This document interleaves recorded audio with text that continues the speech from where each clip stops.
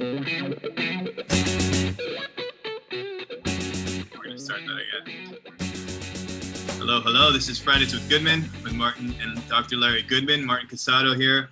You don't see me on the live there, but this is how we're doing it right now. You'll see Larry looking off to his camera, but he's actually here on my recording because we put these later on the website at goodmanfactor.com /blog, and you can see all of our podcasts. This is podcast number 12, and basically rapid fire questions that I give on trending topics. You and I have a lot of conversations before we actually do some work on the Goodman Factor, and it's always very enlightening and very helpful for myself and perspective, and it's also your experience and your cycles is what I love about hearing. Is a lot of these things happen over and over, so failure to repeat history, what happens if you don't learn about it? If you fail to learn the lessons of history, you're doomed to repeat them.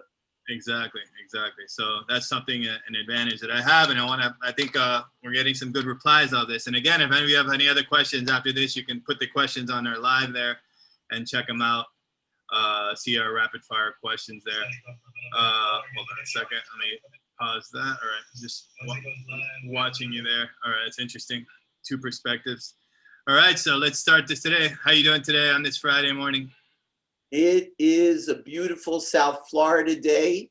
I have to confess, I've had a major episode of weather gloat because my days this week have been with clients from all over the world and all over the country, where most people's temperatures have been like in single digits or even minus. And let's just say South Florida has been glorious. Yeah, I've been walking the beach every morning, my morning ritual, and I love it. So yeah, I do feel bad for the Texans. It's a big freeze, and they're not even they've never had this weather in 30 or 100 years. I don't even know the things there, so I feel bad for you, and my heart goes out to that cold. It shall be warm soon enough. So let's get into this. Let's get into our rapid fire questions here. So the first one, let's do it. This first one is something that I talk a lot about with you, and it's, with so many mediums. I mean, I think the other day you talked to me about, like, a client called me and he talked to me through Facebook Messenger, but then the other one talked to me through Skype, and then the other one went to all the other mediums and Instagram DM me. So I don't know which is the one should we narrow this down to. So what are the benefits and detriments in what we call input aphasia? It's just too many things are coming at us. What are your thoughts on that? So one of my mentors in healing technologies, at the end of the seminar manuals, when they would put out the information for gathering further information, the section was called Where to Go for What. And it seems very much like what's happening in the world right now is there's a fractioning and a separation taking place of messages designed for each specific messenger. And let me explain what I mean. Back in the day, a long time ago in a land far away from here, there were two magazines, Look and Life. And there were 3 television channels, ABC, NBC, and CBS. And there was a phone. And that was it. And if you wanted to get information, you read one of the magazines or you watched one of the 3 television channels. And then something happened. And then another something happened. And we've now gotten to the point where it's literally a question of who do you want to reach, how do you want to reach them, and what's the message?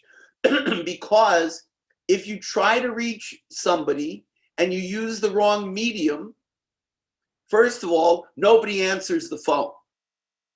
Second of all, email is evidently dead or dying. Even text messaging has become the new email.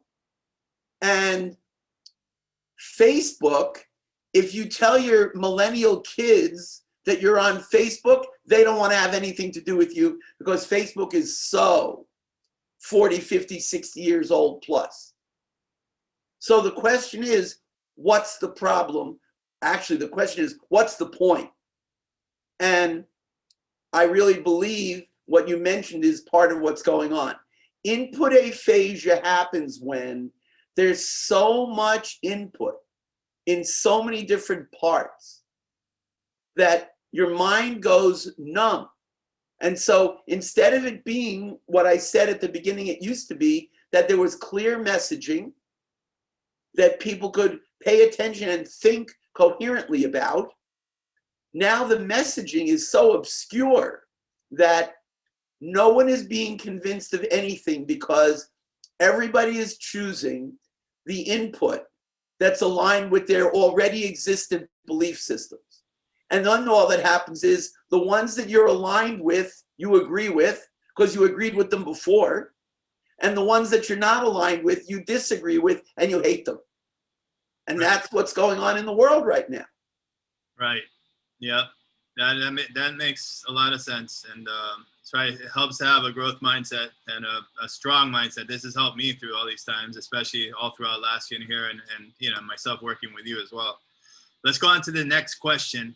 It's kind of a touchy subject, but in the same sense, COVID has been around here and then it has its effects. But right now they're showing the statistics of a lot of the suicide rates are just beyond the actual numbers of COVID, obesity and so many other things. Have you ever seen a long-term cycle like this before, or that, the actual source? As far as we know, there's never been a cycle anything like this before. Right. The big issue fundamentally is that all of the strategies that are being recommended when you follow the science, all of those strategies designed to contain the virus are strategies designed to undermine your mental health. Yes, I said it that way. They're strategies designed to undermine your mental health. Isolation,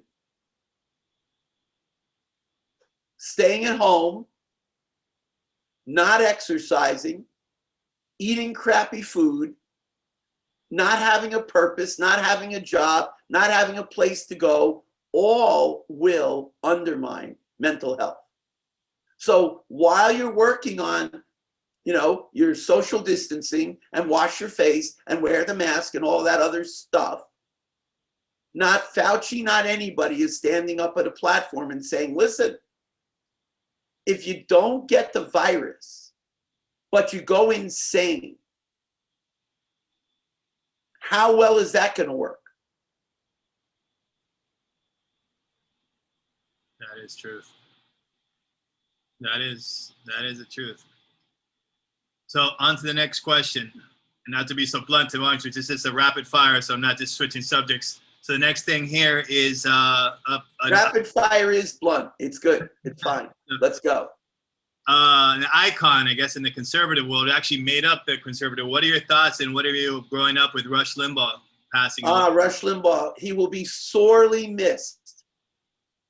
He was truly a historic figure, and I have to say, I was one of the early adopters. I started watching him. He had a television show, listening to him on the radio. There's nobody in talk radio who doesn't owe their career, their success, their identity to Rush Limbaugh. He was that kind of a figure. And he sustained it. What's that? On the conservative side, bringing in a conservative. Well, yeah, but the truth is, even on the liberal side, he set the tone for how to go about conducting a talk radio program. Right. There was no talk radio before. There was music, news, and DJs. The notion of having someone sitting in a studio talking to a mic and having people listen for 1, 2, and ultimately his format for 3 hours, just listening to one person, no guests even, he invented that. And I can tell you that even even doing these Facebook Lives, 5 minutes of air is a long time to fill. And I gratefully accept my opportunity to interact with Martin so that it fills the time and it feels good. Rush did it for years, the bulk of the time, just him holding the air for 3 hours. And 30 years, I heard that was it. Yeah, Right? 30 years. Wow, that's pretty amazing. Yeah. Next thing, question number 4. Ted Cruz and going on vacation during this. Yeah. What are your thoughts on that? I don't understand. Well, for me, I don't think it's a big deal, but I know that it might be controversial. But you went on vacation. What is he gonna do in these 3 days? Like, but anyways, what are your thoughts on him going on vacation? What do I? First of all, I'm jealous. I'm jealous he got to go to Cancun. He was being a good father. He took his kids because there was not a lot positive happening in Texas where he was. You had, there was no heat in the house. What's a father going to do with his kids when there's no heat and not going to be any heat for the foreseeable future? So are they vilifying him? Sure, they're vilifying him. Why? Because it's politics. And it's the politics of personal destruction. I don't waste my time on it. My advice is don't waste your time on it. Yes, exactly. Number 5, this is a topic on Cuomo.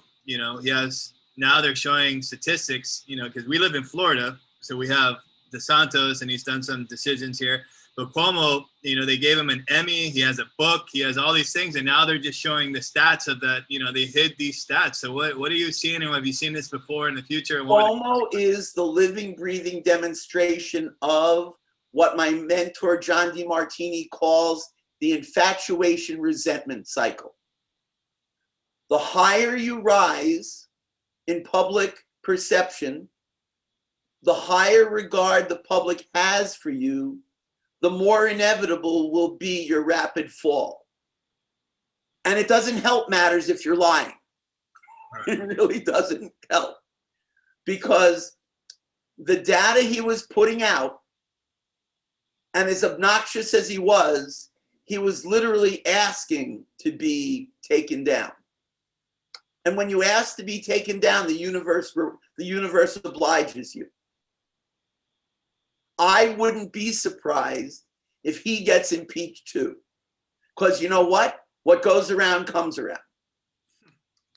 All right. Well, we'll end it right there. That was some pretty cool advice. And if you have any other questions, you can always put it on. You don't have to shut the Facebook Live. You can leave it on. Did you shut it off? Not yet. Oh, yeah. Just leave it on. Don't worry about that. So I'm learning too. Yeah, you're learning or learning process here. If you have any other questions or stuff you want me to ask them, you can leave comments there on the Facebook, and we'll look at them. You can also go to goodmanfactor.com. You can also see, and you can go to the website and see our actual blog, but I can show Fridays at Goodman, a book that we wrote together, and my experience and my coaching experience and transformations through the Goodman Factor, and that's why we call this Goodman Fridays with Goodman. To learn more about Larry, you want to tell a little about yourself, Larry, where they can find you? And you can find me at goodmanfactor.com. You can find me at drlarrygoodman.com. You can find me by hopping on a call with me. You can find me on the YouTube channel. I've come to know what I used to say. I'm very Googleable. Very Googleable. You Googleably. So very cool. All right, awesome. Hope you have an amazing day, an amazing weekend, everybody. Again, if you have any questions left, just leave them in the comments. Thank you, Dr. Larry Goodman. All right. Make it a great one.